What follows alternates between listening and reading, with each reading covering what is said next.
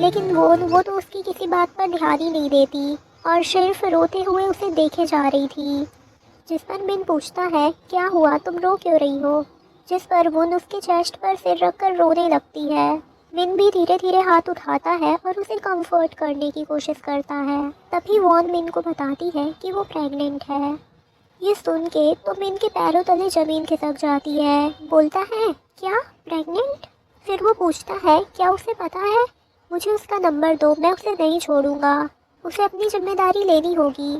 तभी वॉन उसे डांटती है कि मैं कोई बच्ची नहीं हूँ, ये सब मेरी मर्जी से हुआ था, क्या मैं ऐसा नहीं कर सकती? जिस पर मिन वॉन से कहता है, जिस पर मिन सॉफ्ट होके बोलता है, तुम वही वॉन हो जिसे मैं जानता था। जिस पर वॉन चिढ़ते हुए बोलती है, ज़्यादा शरीफ बनने की कोशिश मत करो, मुझे भी पता है। मिन कहता है, मेरा क्या? तभी वॉन बताती है, उस दिन उसने उसको और मिनरॉन को किस करते हुए देखा था। तुम दोनों एक दूसरे को डेट कर रहे हो और तुम दोनों ने ये सब मुझे क्यों नहीं बताया? तभी मिन फौरन बोलता है, वेट वेट वेट, कुछ मिसअंडरस्टैंडिंग हो रही है।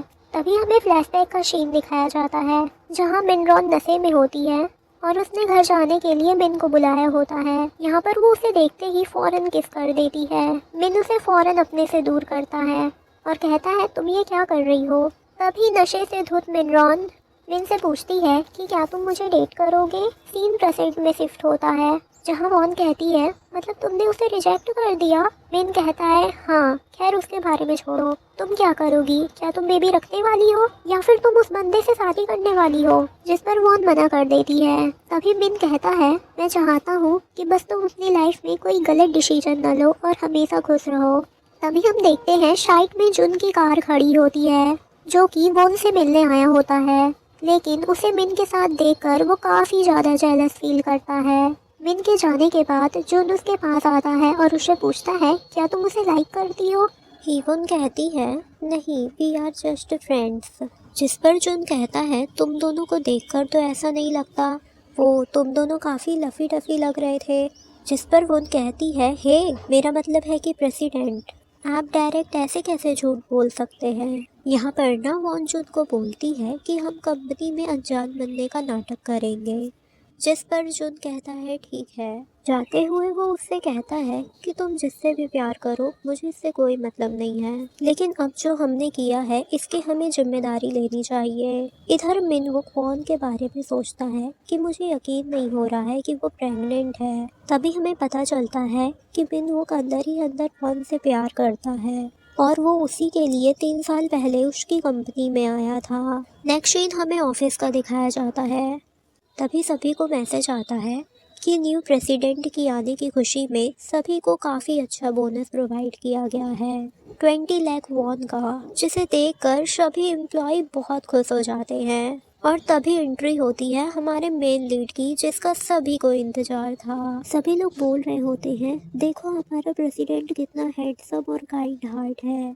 जहाँ पर कुछ लोग कहते हैं, ये तो बिल्कुल मॉडल लग रहे हैं। वहीं कुछ लड़कियां कहती है कि इन पर तो मेरा हक है।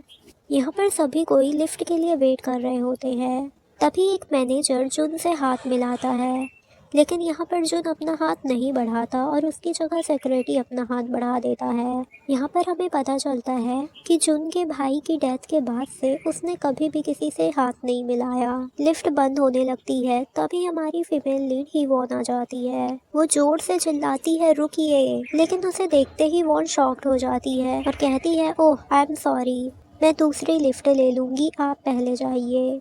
जिस पर जुन बोलता है, ठीक है, और वो लिफ्ट बंद कर देता है। तभी वॉन बोलती है, अनबिलीवेबल, कितना रूड है ये। इधर वॉन जब ऑफिस में पहुंचती है तो यहाँ पर भी सब कोई जुन की ही तारीफ किए जा रहे थे।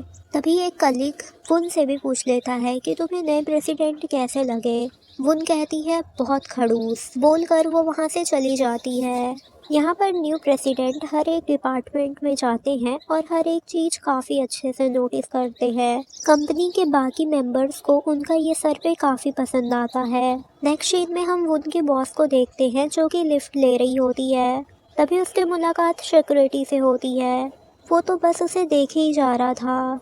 यहाँ पर ना बॉस के हाथों में काफ़ी ज़्यादा फाइलें होती है। जिससे वो लिफ्ट का बटन नहीं दबा पा रही थी। जिस पर सिक्योरिटी बड़े प्यार से पूछता है कि कौन सा फ्लोर और 15th फ्लोर की बटन दबा देता है। यहाँ पर ना दोनों एक दूसरे को स्माइल करते हुए देख रहे होते हैं।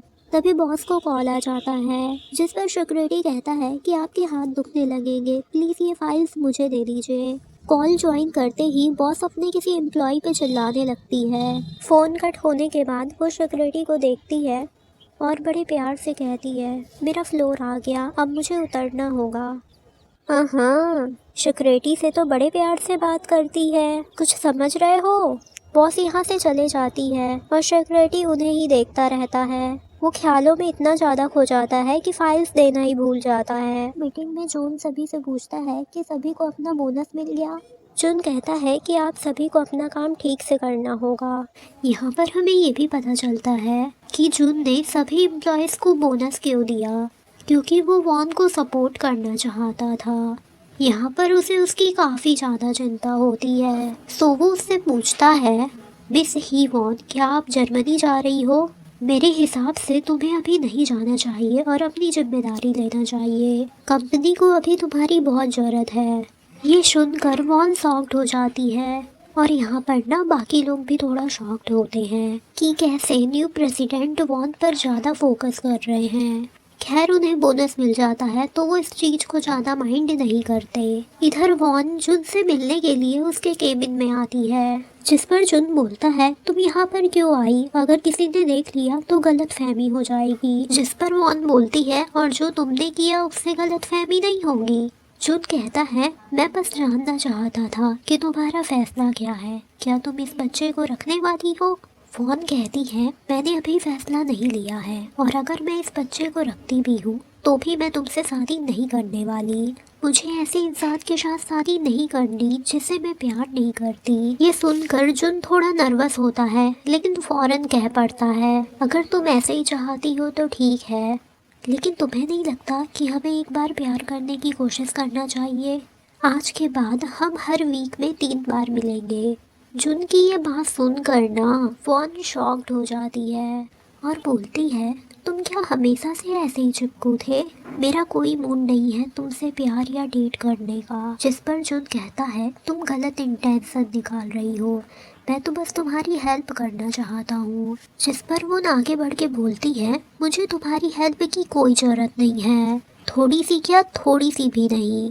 जिस पर जुन कहता है, तो फिर उस रात का क्या? जिस पर मुन कहती है, समझ लेना हमने फन किया, बस खत्म। यहाँ पर ना दोनों ही काफ़ी ज़्यादा गुस्से में एक दूसरे को देख रहे होते हैं। नेक्स्ट सीन में हम देखते हैं जुन काफ़ी ज़्यादा गुस्से में होता है। वो बोल रहा होता है कि उसने कहा उसे मेरी हेल्प की कोई ज़रूरत नहीं है। क्या वो हार मानकर ऐसे जर्मनी चली जाएगी? अगर उसे ऐसा ही करना है तो ठीक है, अब मैं उससे कुछ नहीं पूछूंगा, हम दोनों के रास्ते अलग अलग हैं। नेक्स्ट सीन में हम वॉन को देखते हैं जो कि मेरॉन से बात कर रही होती है। वो उसे जुन के प्रपोजल के भी बारे में बताती है, जिस पर मेरॉन उसे डांटने लगती है कि शादी करना न करना बात की बात है, लेकिन उसने डेटिंग के लिए क्यों मना कर दिया। जिस पर वॉन कहती है, वो एक अलग दुनिया से है, वो कई कंपनियों का प्रेसिडेंट है और मैं एक मामूली एम्प्लॉई।